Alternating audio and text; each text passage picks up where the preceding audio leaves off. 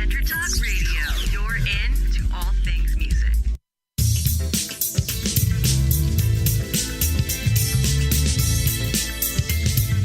May the best brand win with Scott Robertson's Music Biz Marketing Strategies. Now, here's your host, Scott Robertson.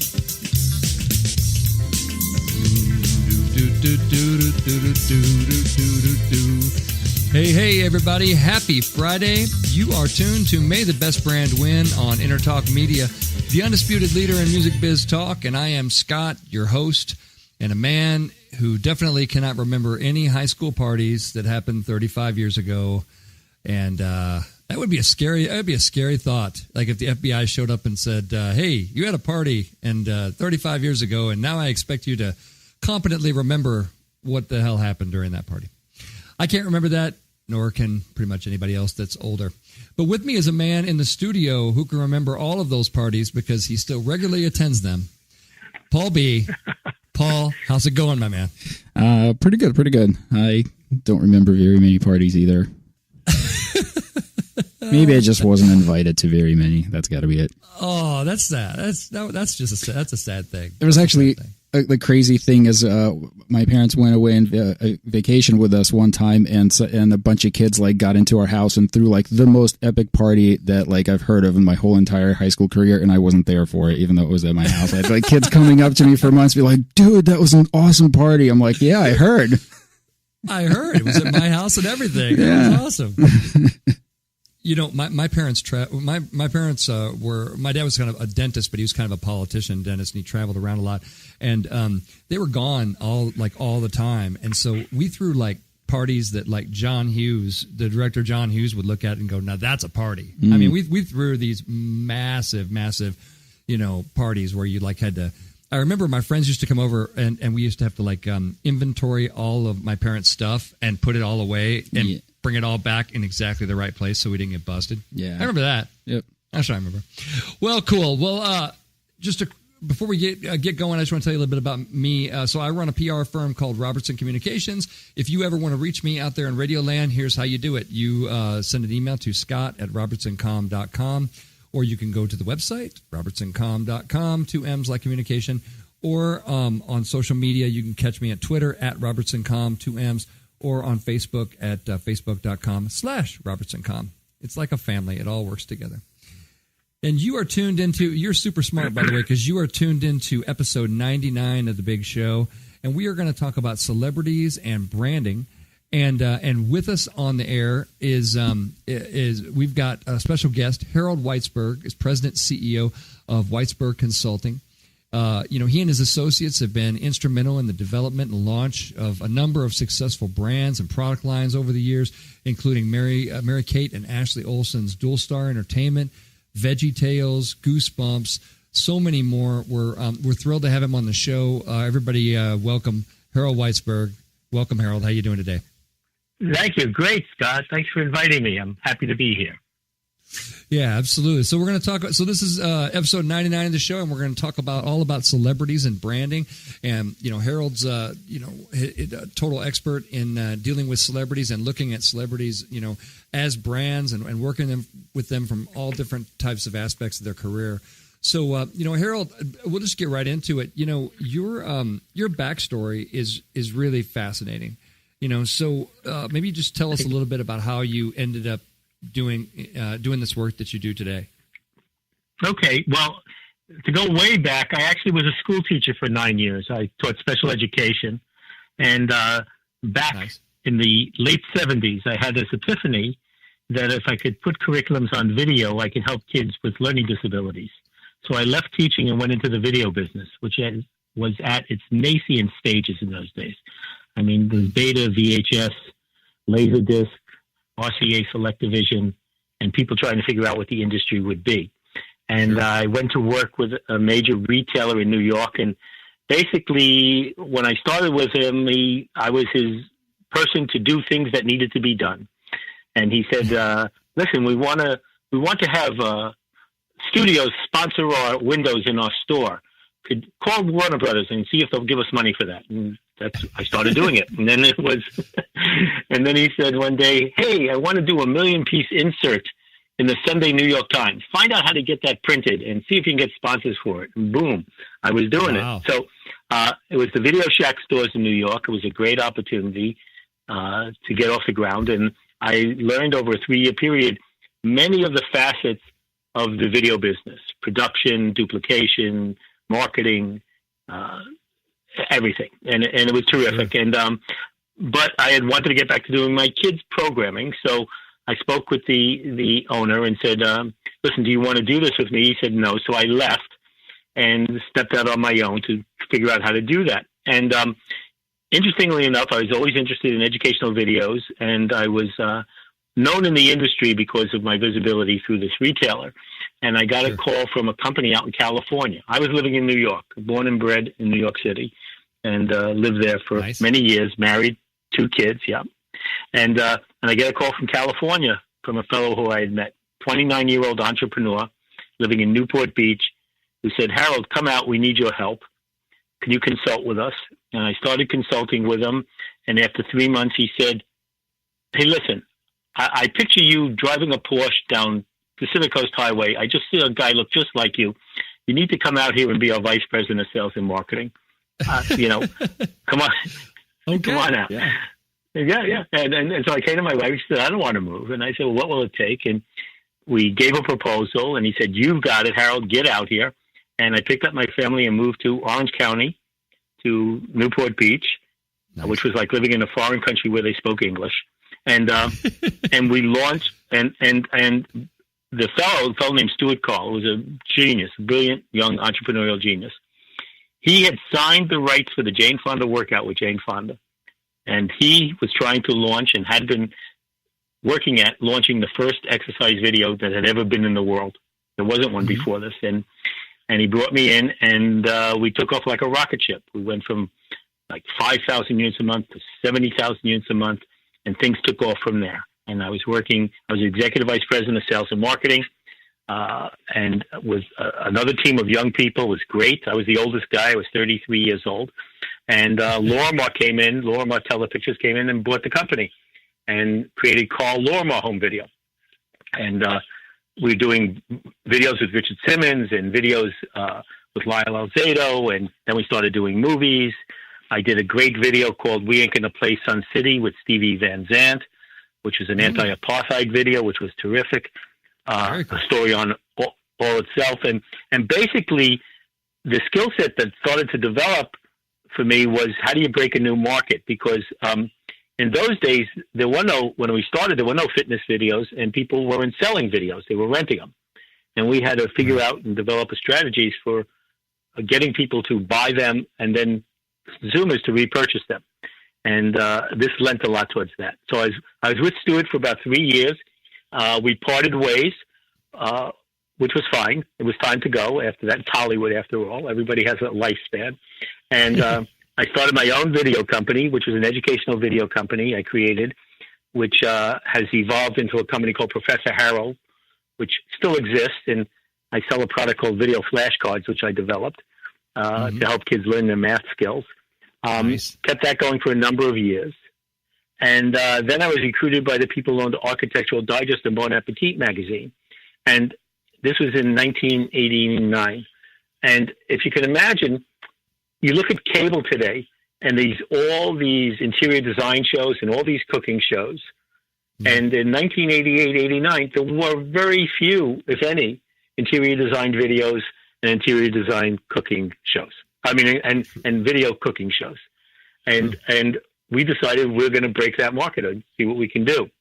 We also decided to break a market for senior workouts. We did videos with Angela Lansbury. I did a video with Rita Moreno, who I toured the country with, who's absolutely terrific person, and Morgan Fairchild and Sandy Duncan. And we did kids programming, and it was great. It was a great line. And again, we were breaking a series of new markets: interior design, cooking, senior workouts. How do you identify the market? How do you find the clients? How do you get them the product? How do you convince retailers to carry it? How do you get them to sell it through? They ended up selling Architectural Digest and Bon Appetit magazine and closing the video company. And around that same time, I was known in the video industry as the guy who did special projects. I had friends who were the heads of MGM, Paramount, Universal, but Warner Brothers. But they were machines. They were going for big volume sales and high visibility names and things like that. And if anybody came to them with a special project, they would say, call Harold. He knows how to do those things. So I would get referrals from them from time to time on people who had an interest. And one day I got a referral from a friend who said, this attorney's going to call you. He's got these 2 girls. Their TV show's going off the air. He just made a deal with BMG, but he thinks he needs your help to really make it work. And it was Mary-Kate and Ashley Olsen and their attorney. And brought me in for 3 months. Yeah, it was exciting. And he brought me in for a 3-month consultation, and the engagement went for 9 years as we developed the Mary-Kate and Ashley Olsen empire and brought in more people. So for the first 4 years, it was just basically he and I and another attorney. And then we started to expand. And around 1996, 97, the concept started to evolve about branding. It really didn't exist in that language before that. And the idea that started to evolve was, how do you develop a brand, something that reaches beyond the exact product of that which you're doing? And part of the concept I evolved with him was the idea that we really had 2 different brands. We had one brand, but we had 2 different targets. We had the client tier that wanted to just own everything Mary-Kate and Ashley. And then there was the client tier who wanted to be like Mary-Kate and Ashley. And it crossed a variety of different age groups. And we brought on a brand agency, a licensing agency, and we were able to start developing product lines that appealed to both of those levels. So on one level, we developed products for people to have stuff for Mary-Kate and Ashley. And then we started to develop products for people to be like them, to wear their clothes, to do their makeup, to do those kinds of things. And it was highly successful.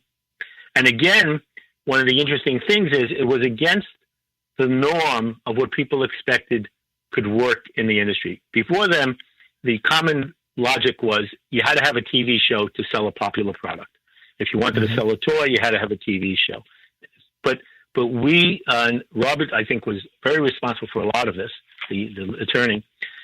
We developed our own video series, an original video series that put the kids into position for other kids to buy them, for Mary-Kate and Ashley. And we had 30-minute adventure series, and we had a 30-minute party series with the sisters, and there were these musical videos that kids could sing along with and get the music and read the book and see the thing. And then we got into doing direct-to-video movies, which were great. Cool. Basic stories, and it was a lot of fun. We traveled around the world, did lots of great stuff, and built that up. At the same time, we reached out to a couple of other companies to work with them, and ended up working up with VeggieTales.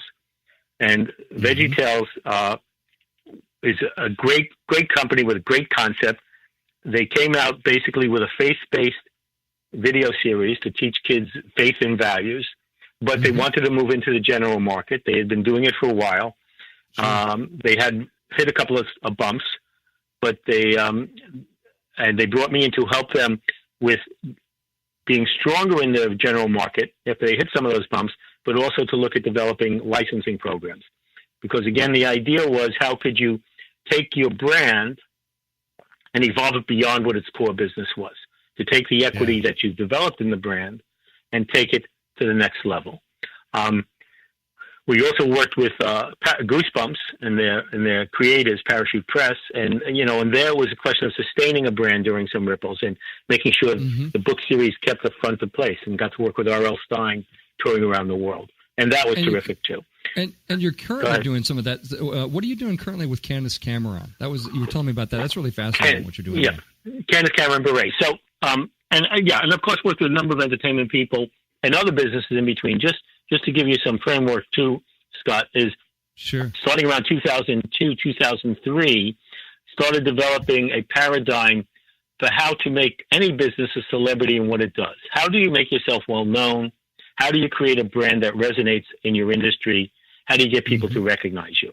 Because a lot of the same tenets apply in those situations. And I always kept one foot in entertainment, but also another foot in the enterprise and business world. And about 3 years ago, Candace was really starting to do some great stuff. She was on The View, and they had just signed Fuller House, the relaunch with Netflix.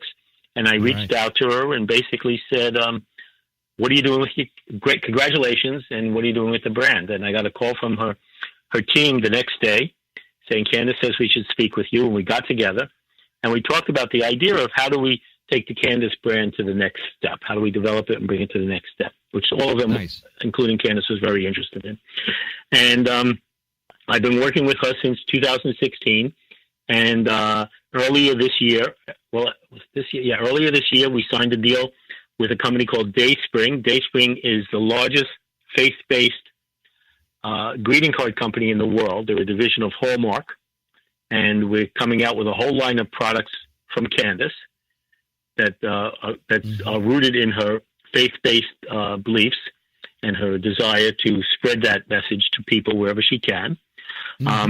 We just signed a deal which featured on QVC this past Tuesday with Lancer Skincare. Lancer is a Beverly Hills celebrity skincare company who came up with a line of products and asked Candace to be their spokesperson and brand ambassador. And we launched on QVC and had a complete sellout, which was great. And we're looking at other products that fit her brand mission. And so the thing I do with clients is, before we get into going to license anything, is figure out what it is they want to stand for with their brand. And that's the process we go through. So that's been working out great. And as a matter of fact, I'm starting to work with some other clients also from that group, and plan to be launching some things hopefully in the next few months with them. And that include Artie Sequeira, who was on the Food Network. She was the next new Food Network star and is on Guy's Grocery Games. She's a terrific cook and chef and very dynamic, great woman, very smart, and just full of energy and information. And a woman named Peter Murgatroyd is on Dancing with the Stars. So we're having a good time. We're working on bringing messages out to the public from people that they admire and recognize, which is nice. We just got a few seconds left in this segment, but that's really interesting. From teacher to the go-to video guy to the guy that is helping celebrities, build packages of products and strategy around them. And you've done it all, Harold. This is great. And we're lucky to have Harold with us here today on You're Tuned to May the Best Brand Win on Entertalk Media, the undisputed leader in music biz talk. Come on back, and Harold and I are going to tell you who's winning and losing this week. We'll see you in a few minutes. Thanks. Are you serious about your music? Are you ready to run with the big dogs? The experts at Pitbull Audio have the gear to get you into the game. From leading manufacturers like Mesa Boogie, Fender, Pioneer, and American Audio. To sound your best, you need the best. Pitbull Audio can deliver in rehearsal, on stage, and into the big time. Dropping beats, shredding guitar, or making the crowd roar. Whatever you dream, Pitbull Audio can help make it happen. We are Pitbull Audio. We want you to play it loud. PitbullAudio.com. This is Jackie Bertoni from Jackie's Groove. Come join me weekly on my journey through the music business as I take you behind the velvet rope, interviewing industry notables such as Al Di Meola, Michael McDonald, and Al Jarreau, to name but a few. Listen to their stories on being in the studios recording #1 hits and onto the stages throughout the globe. Allow me to be your music historian. You can hear me live every Monday at 2 p.m. and every Wednesday at 12 noon Pacific Standard Time, or 24/7 on jackiesgroove.com. Ready to get your groove on? Hi, I'm Tim Dolbear, the host of Sound Experience on Entertalk Radio. Each week, I talk with top professional audio engineers, producers, musicians, and the manufacturers that make the tools that we use in the studio each and every day. From capturing the perfect take to mastering your final release, and the tools and how the pros use them, we are going to dive deep into their process and learn from their experience. I look forward to you joining us each week on Sound Experience with me, your host, Tim Dolbear. Make this your vinyl night. I'm John J.R. Robinson, and every week, music creation comes alive through stories, experiences, and sounds when vinyl records filled our hearts and minds. My friends and I share our tips and techniques used in creation of iconic tracks for recording artists such as Michael Jackson, Eric Clapton, Quincy Jones, and Steve Winwood, to name a few. Vinyl has emerged hot, and the soul of vinyl defines art and passion which burns deepest at night. Tune in every Wednesday at 2 p.m. Pacific Standard Time on EntertalkRadio.com.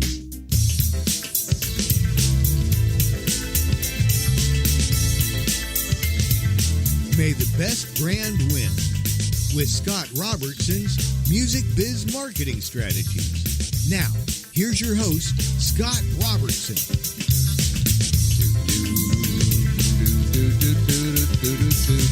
Hey, everybody. It is Friday, and you could not be any smarter than you are because you have tuned into May the Best Brand Win on Entertalk Media, the undisputed leader in music biz talk.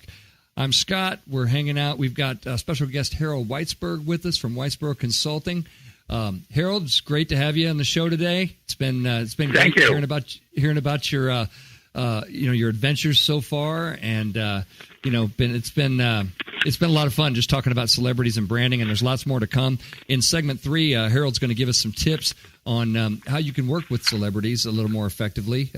Anybody that works with them, has usually has a bunch of good stories to tell. But in this segment, as we always do, we're going to look at the world at large and kind of see who's winning and losing in this thing this week. So we're going to kick things off with in the music industry.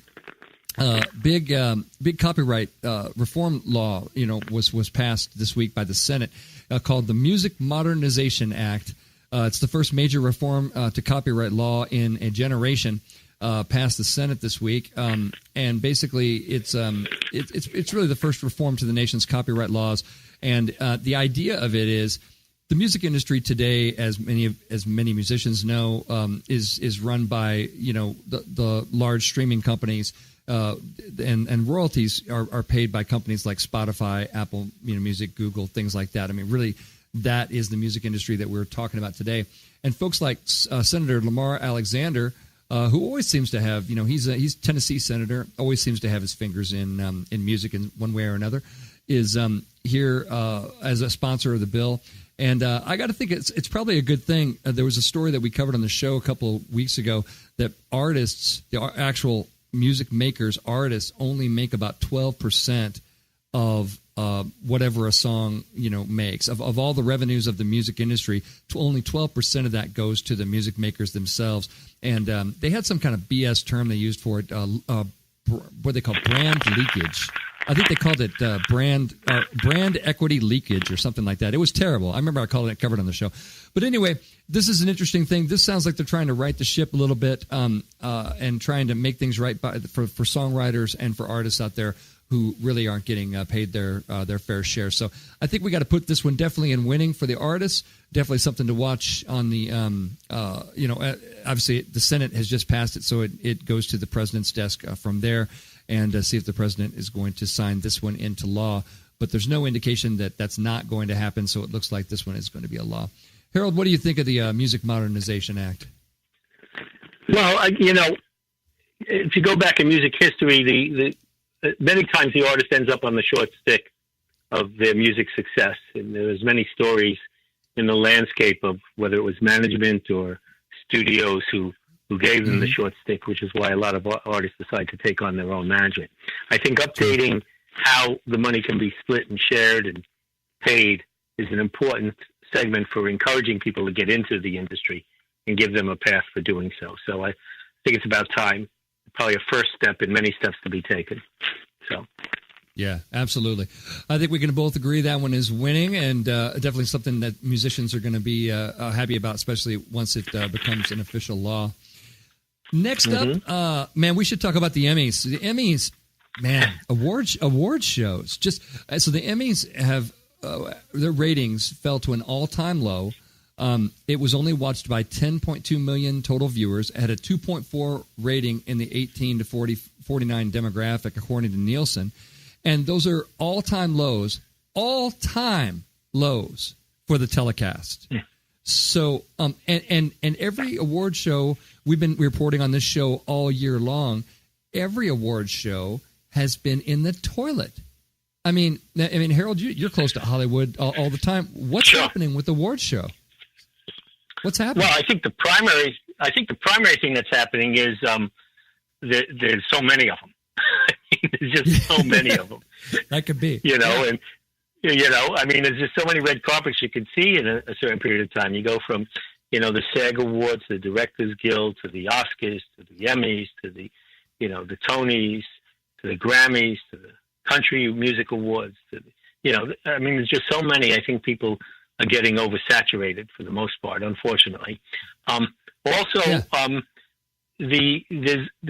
always seems to be a lot of dispute about who's getting an award and why they're getting them, and which is a challenge. I mean, especially, I think one of the challenges with the Emmys is there's so much programming.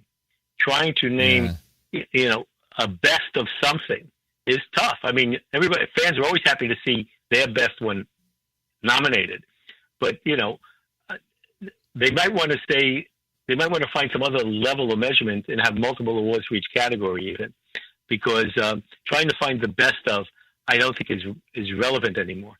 The other part too is the relevance of the awards to the industry a lot of times is to drive people back into that platform to buy more or see more or engage more. And, in TV especially, I just don't think that happens as much. I mean, it's not like you're waiting to see what NBC... I remember waiting to see what NBC was going to have for the new season every year before school. And now it's like, let's see what show's on, and it doesn't matter. So I think a lot of the panache and the specialty of it has sort of worn off. And I think people find themselves overrated and dulled by the number of award shows that keep hitting, unfortunately. So. Do you think we're headed towards a time where the networks are going to stop airing award shows like the Emmys and things like that? I mean, because obviously networks only care about one thing, ratings. And if the ratings are at all-time low, to me, they start making decisions and say, well, we could air an episode of, I don't know, whatever we have on that night and beat it. America's Got Talent could have the same viewership as the Emmys. Yeah. The Emmys had a whole other award show the previous week for other stuff. Oh, that's right. I mean, So who knows? I mean, they're going to stop airing. Is there going to be an edited version?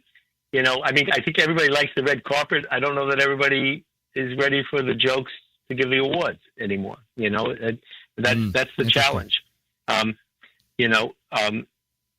I mean, Nickelodeon has found a nice formula. They drive their choice awards well. Yeah. MTV does a good job too on theirs, but the networks, I love seeing the Tony Awards because it's the best way for me to get updated on what's going on Broadway. But TV and movies are so effusive. They're so all over the place. It's hard to determine whether people care enough to see what some people think are the best shows. And a lot of times there's so much disagreement. I think people are throwing shoes at their TV when they hear the winners sometimes. So I think you're right. And obviously we just keep tracking this, throughout the course of the year. But it's certainly not boding well for any award shows right now, trying to score ratings that they even had last year. So we're going to put Emmys firmly in losing, and we're going to move on. Twitter is in the news this week because they are now letting users pick between an algorithmic or a chronological timeline. And this is really this is kind of an interesting story, right? So they're allowing their users have figured out that now Twitter has a an AI engine that can figure out what algorithmically you're likely to like the most, and they can kind of feed you that stuff. Obviously, Facebook feed is derived a lot of the same ways, but now Twitter is going to give its users a choice between seeing kind of a chronological time-based timeline or an algorithmic, hey, this is what we think you like based on our creepy-ass AI kind of stuff. So I don't know. I'm going to put Twitter in winning for that, because I think that if you stayed with the algorithmic one, it could really there's obviously enough people that say, look, I just want to see what people are doing in real time. When President Trump tweets something crazy at Friday morning at 5 a.m., I want to see that.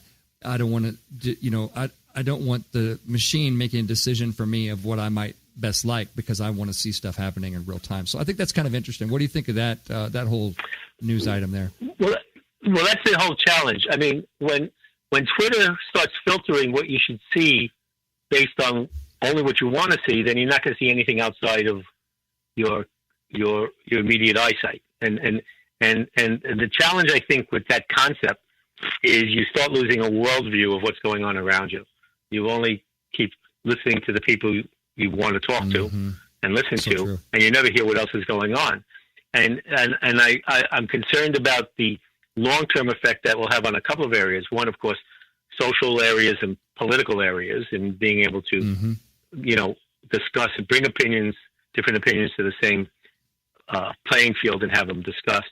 And it'll be an interesting challenge from a marketing point of view. The advantage will be those people who know their client tier that they want to get will have an easier time of reaching that client tier consistently. Those people wanting to reach new customers will have no chance of trying to reach those new customers unless they've expressed a desire to be reached. So you don't get an ability to convert people to like what you have from a marketing point of view. Yeah. So, and of course, Twitter makes its money as an ad company, right? Twitter makes majority of its revenue by selling advertising. So no matter which, and I don't think they even say this in the story, but it's sort of implied that no matter which version of the timeline you choose, they're still going to serve you up stuff that pays themselves.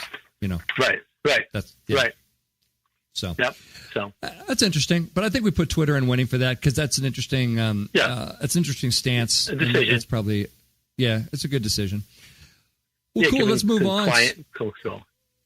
Oh, absolutely. So let's move on. So, our new report came out that said almost half of U.S. cell phone calls will be scams by next year.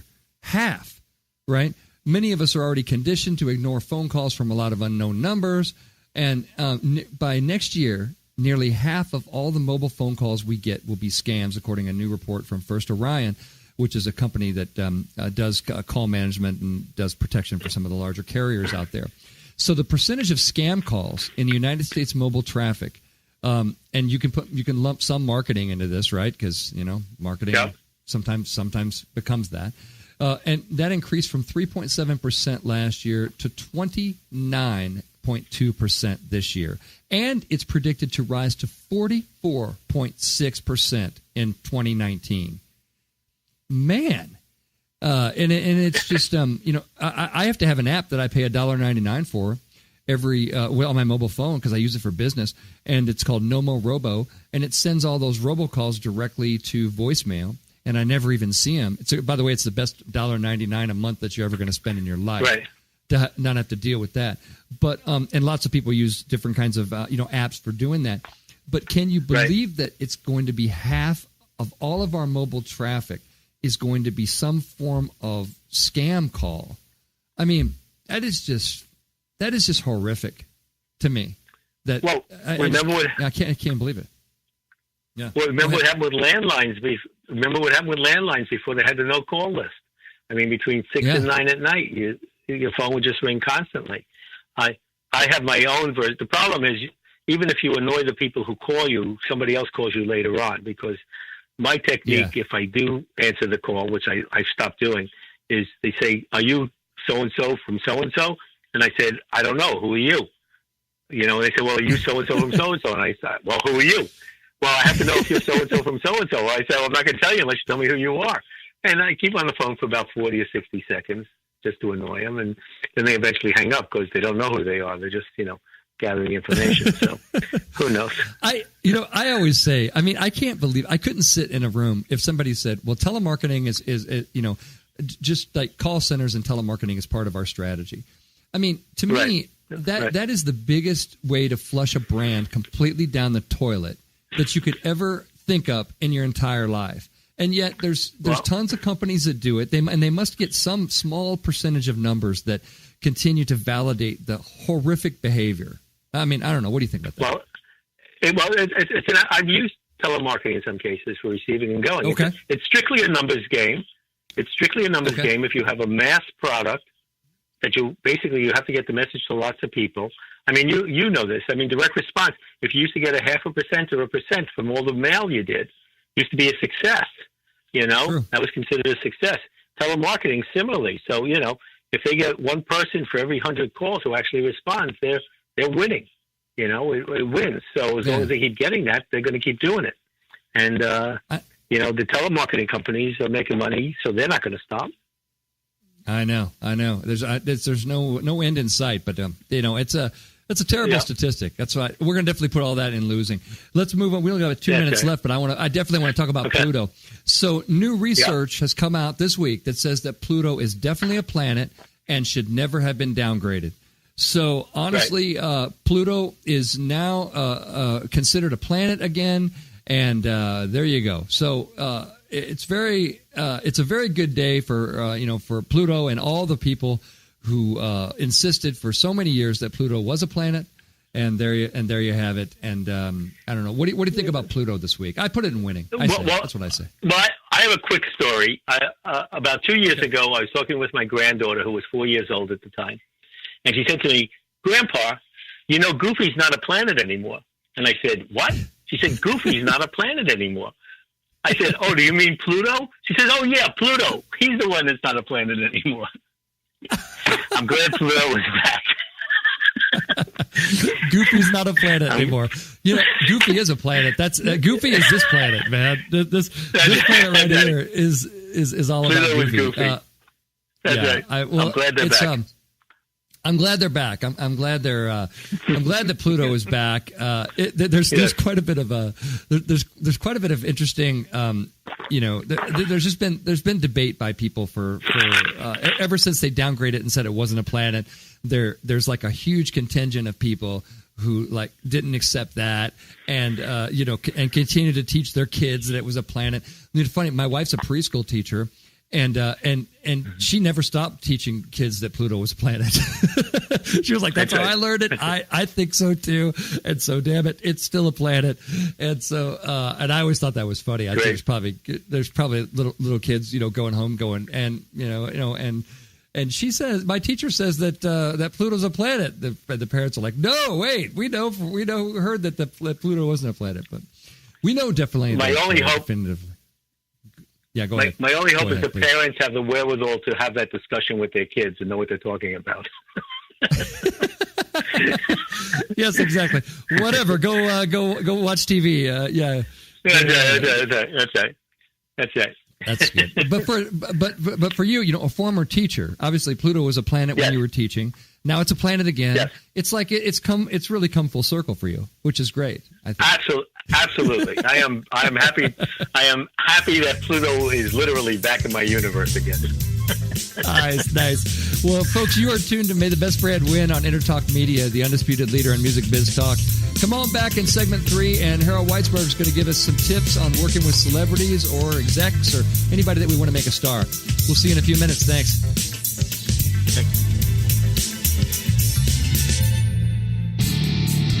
Hi, I'm Tim Dolbear, the host of Sound Experience on Entertalk Radio.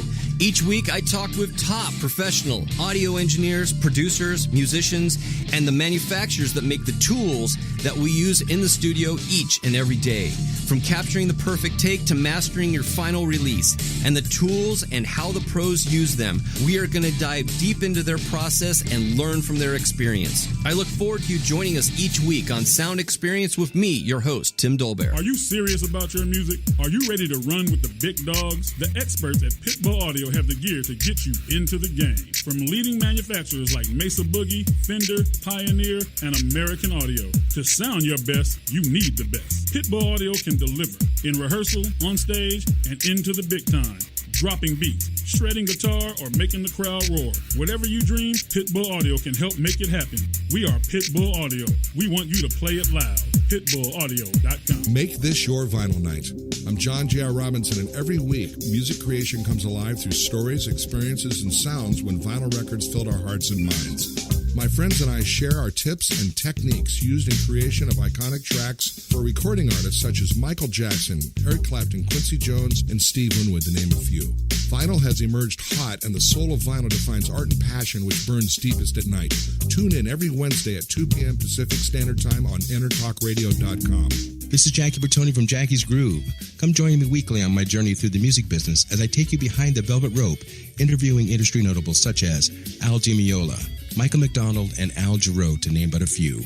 Listen to their stories on being in the studios recording #1 hits and onto the stages throughout the globe. Allow me to be your music historian. You can hear me live every Monday at 2 p.m. and every Wednesday at 12 noon Pacific Standard Time or 24/7 on jackiesgroove.com. Ready to get your groove on?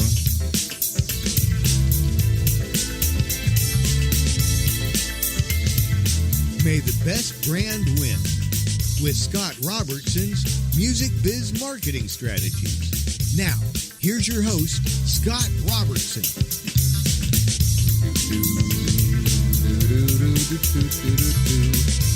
Yeah, it is Friday, everybody, and you are still tuned to May the Best Brand Win on Entertalk Media, the undisputed leader in music biz talk.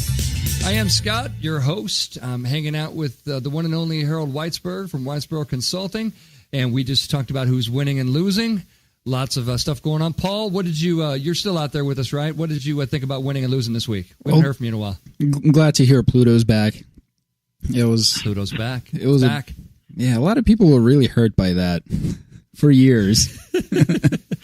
Far too much discussion of that, to be honest, but it fascinates us, right? It's a fascinating story. It must have resonated something with people, kind of like they take it so personally. It's like, no matter what you do, you're never good enough.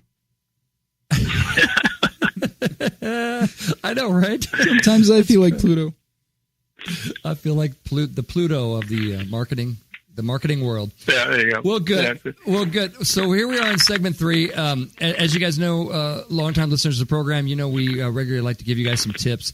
And like I said, we're glad to have Harold Weitzberg with us today. He's been talking to us, all afternoon about celebrity branding. And Harold's got 5 tips for us in working with celebrities or really any executives or anybody that we want to position as a star. So, Harold, without further ado, take it away. Let me know what your first one is. Yes, thank you. Thank you. So, again, the whole idea of celebrity applies to celebrities that we know from the media, but also applies to you in business, because the concept is in business from a branding point of view and a marketing point of view is that you want to make sure that your message is preeminent in people's minds for that which you do. So a lot of the same thing applies. And one of the challenges is that you often know your business or your skill set, but you don't necessarily know how to best bring that message out to other people. And that's where someone like myself or Scott even becomes helpful for you in helping you hear that and sound that. So, but one of the important things is we're dealing a lot with intangibles. I mean, it's not like, hey, put on this white T-shirt, it's going to look really good. It's really more of a sense of aesthetic things and concepts and feelings that you want to try and provide to somebody to exhibit their brand. So what's important is when engaging clients this way, you need to provide them a clear framework of what services and results you're going to provide them. I'm always taken aback where someone says, "Oh, I do branding for you," and then they basically create a logo, and it's nice, but it's not branding per se. It's marketing, and yes, yeah, or something like that, and then when that client doesn't know when things aren't happening, when it sees that things aren't happening, and someone else says, "Well, you're not branded well," they say, "Well, I spent all this money on branding. I don't understand why it's not working." And what they find out is they have a lot of marketing materials. So I think it's important for the person providing the services to provide a clear framework of what services and results you're going to provide them so that they understand and know what to expect. And so there's no disappointment or misapprehension about what those measures may be. So like you could write on a cocktail napkin, you could write, "I am going to make you more famouser than you already are." Right. Well, the way I explain this, and I saw this thing, I saw this little meme from on the internet, and I'm from Kissmetrics. I want to give credit to it, and they have a great little thing that shows an outline of the difference between marketing and branding. And the first one is marketing, where there's an outline of a woman talking to a man, and the man says, "I'm a great lover," and that's marketing. And branding is the outline of the woman talking to the man. The woman says, "I hear you're a great lover," and that's the difference. If it's coming,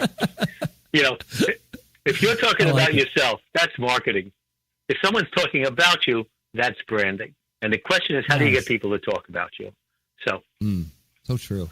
So great. So your first tip is you want to provide them a clear framework of exactly kind of what services and the results that you're going to provide to them, so that expectations are set and you're feeling good about that. Okay, good. Right. Good. Yeah. What's your second one? So the second one is you got to listen. Okay, I mean, Right. when my process with the clients I work with is basically to do a questionnaire with them, where basically ask them a question and then listen to what they say, and because you get to understand what their objectives and goals may be. One of the interesting things I found in a number of cases when I deal with if there's two executives who own or run a company, is sometimes they have completely different expectations of what their business is and what their goals are, and they just haven't enunciated them clearly. And all of a sudden you find out that the reason they might be having trouble is because they're not aligned. Also, you start to find out, what goals or objectives may be unrealistic or, or not reachable. And you hear those things. And then which ones are. So it's really important to listen and to understand and to ask questions. When I'm working with celebrities or executives or business, anybody, really the first 2-hour process is asking questions, listening to their answers, and getting an understanding of what they want to do, and start thinking about why it can work or can't work and what to do about that. That's so good. Yeah, it's so important. I mean, and people would say, "Oh, that's really obvious," but it's like you and I could. I mean, there are so many approaches. There are so many companies out there that just skip over that stuff, and they just jump Absolutely. right into they skip over it, and that's the most important stuff. That's good stuff. Well, good. Well, keep going. No, I just wanted to give a point on it. I mean, I once got an individual business person showed me something. He said, "Oh, I just did this whole rebranding of my company, and look at this." And they handed me a flyer for a business. And I said, "Well, why did you do this?" "Well, isn't it good?" I said, "Yeah, but why did you do it?" And what happened was Nice. they met with somebody who helped them create a flyer and told them it was a new branding for themselves, but it really wasn't. It was just a flyer selling a service, and the service didn't even align with what their core business was. And when they thought about what the business model was that they were going to incorporate, they realized they really couldn't introduce it because it didn't fit anything else they were doing. So they could have saved a lot of money by talking to somebody like you or I think. So just a point of fact. Yeah, and I, you run into people sometimes too, and they say, "Well, I do branding," and you're like, "Well, what is that?" And they go, "Oh, well, I put your ad in a coupon book, in a coupon book, and that's branding." And I'm like, "Yeah, Right. Technically it is, but it's not really." Yeah. There's a lot of stuff that Marketing. happens way before that. Yeah, exactly. That's it. I'm like, That's I mean, it. What's yeah, the 'cause, ad? exactly. Well, tell me about so great. Those are two good tips. And what's your third tip for us? Manage expectations. Don't overpromise and underdeliver. Underpromise and overdeliver is really the key. I mean, a lot of people don't understand what they actually might be buying when you talk about branding. Okay, and you need to ease them into seeing what it is and how it's advantageous to them. And again, it's a lot of it's intangible until you see the resulting deck, which talks about a brand and the paths you should take. And so. It's not going to change somebody's world. What it's going to do, what branding is going to do, is give you the language you need to talk to the people you want to about the things you want them to hear. That's what's key. And when you do that, you can start to align those messages and those client tiers and bases with other people who might have the same messages, client tiers, and bases. So how do you explain this marketing and branding stuff to celebrities? Celebrities have all kinds of different backgrounds, but I mean, do you have to really dumb it down is the wrong way to say it, but make it a lot simpler for when you're dealing with celebrities, because they have so much on their plate and so many things coming at them, and they need to stay focused on being the talent. You know what I mean? Do you ever find that you have to manage their expectations as well? Well, you said a couple of different things. Okay, so number one is I don't dumb it down at all. Okay, but I do make it simple to understand. I get back to, I mean, really my primary explanation of what's marketing and what's branding is I show them the illustration I described to you. I said, here's the difference between the two things. And then go into what that means and what that means. And it helps clarify the picture for them so they know what it is we're trying to do. The other thing, too, is, they're not business people. But similarly, a lot of business people aren't marketing executives. So what happens in both cases is they don't necessarily understand what it is you're providing to them. Like I had a discussion with one person once. They said, I read your proposal. It looks good. It looks very comprehensive. But what is it you're going to do for me? And I said, I'm going to quarterback the launching of your brand. Oh, okay, good. That was the response, because that's what they needed to hear. They needed to hear I was going to take care of it for them, and they would be happy with it when I did. All the rest is commentary about how that's going to happen. And we can get into the details, but the details really come about when I start executing the analysis and the delivery of the plan, and then engaging it. I find that sometimes executives, not sometimes, executives are just as distracted as celebrities in what their core business are, and they don't pay attention to these things. They just want, in an executive case, they just want to generate more revenue. What are you going to do to make me more money? Which is understandable. In terms of celebrities, what are you going to do to make me more famous or help generate revenue? Which I understand also. But go ahead. Yeah, and you work alongside management, right? I mean, you have to clarify the fact that you come along. Almost all celebrities have a layer of management. Agent, lawyers, people like that are responsible for their career and they get paid and that sort of thing. And you have to. You're right in that team. With a specific emphasis on branding, working with some people that may or may not also understand what that is either. I would imagine. Well, again, the job of management is to run their business. The job of agents is to get them deals. Okay.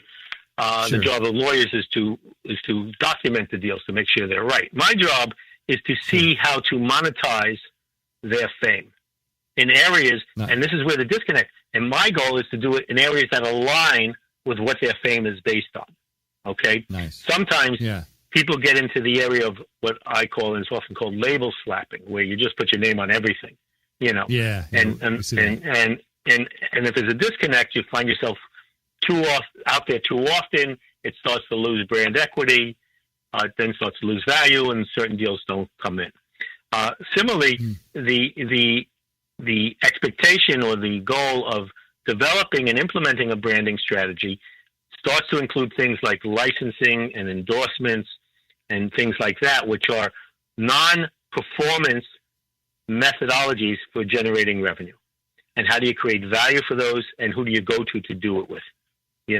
And those become key things. So I work with management in assessing that things align with the brand and how much can we get to them and which things are stepping stones so that everything builds on something else. They're not done in isolation, and there's a connection between them and common threads that go through them.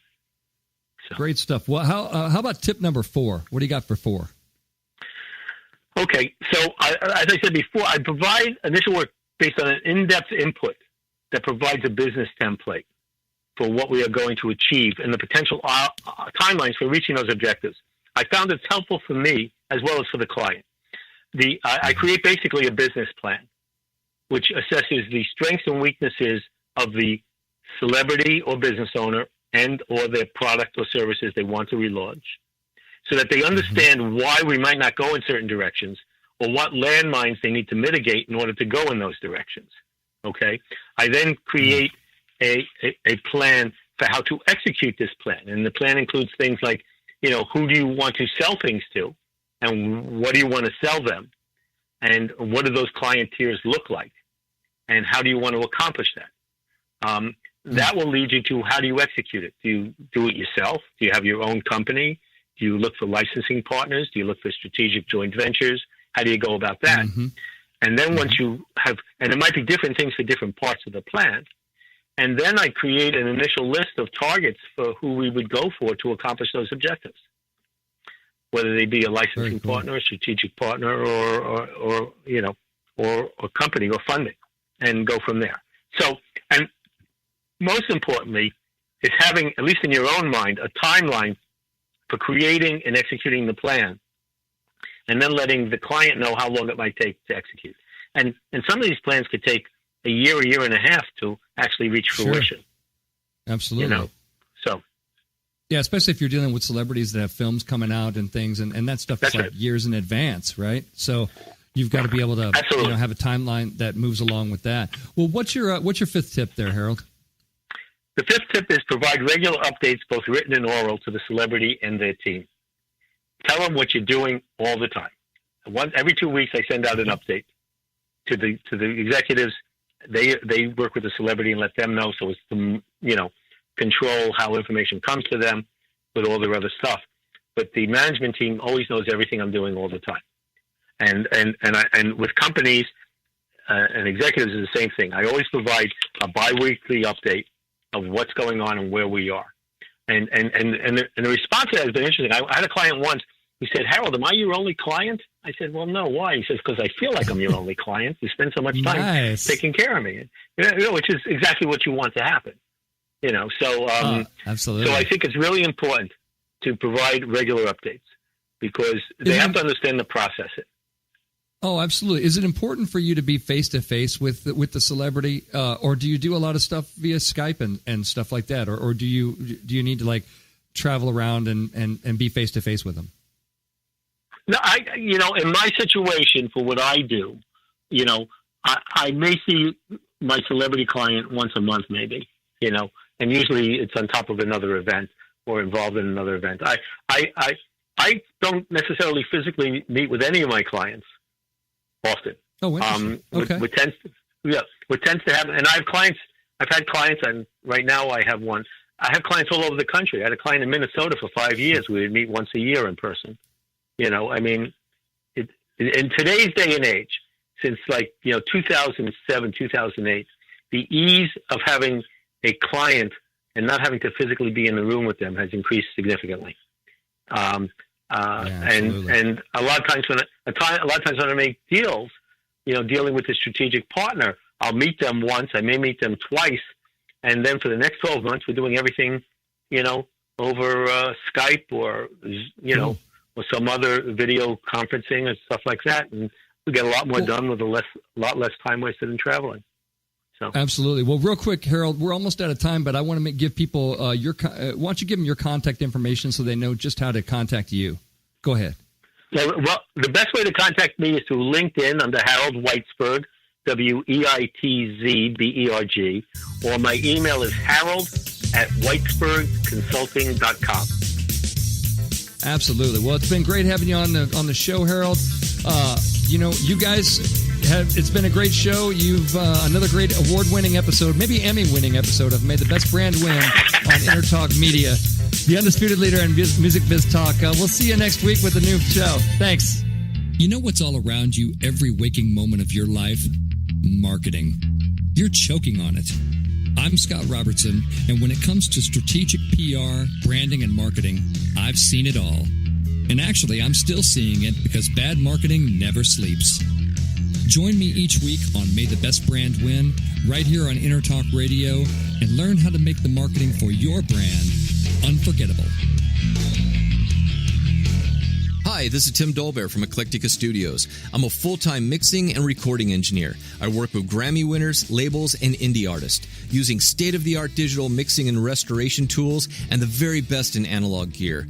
Really, though, it's my ability to bring tracks to life and fulfill your vision for your music. This has made me sought after by producers and artists worldwide. So spend your time working on music and not chasing a mix down a rabbit hole. Go to timdolbear.com and check out our free one-song mix offer. Are you serious about your music? Are you ready to run with the big dogs? The experts at Pitbull Audio have the gear to get you into the game. From leading manufacturers like Mesa Boogie, Fender, Pioneer, and American Audio. To sound your best, you need the best. Pitbull Audio can deliver in rehearsal, on stage, and into the big time. Dropping beats, shredding guitar, or making the crowd roar. Whatever you dream, Pitbull Audio can help make it happen. We are Pitbull Audio. We want you to play it loud. PitbullAudio.com. This is Jackie Bertoni from Jackie's Groove. Come join me weekly on my journey through the music business as I take you behind the velvet rope, interviewing industry notables such as Al DiMeola, Michael McDonald, and Al Jerome, to name but a few. Listen to their stories on being in the studios recording #1 hits and onto the stages throughout the globe. Allow me to be your music historian. You can hear me live every Monday at 2 p.m. and every Wednesday at 12 noon Pacific Standard Time, or 24/7 on jackiesgroove.com. Ready to get your groove on?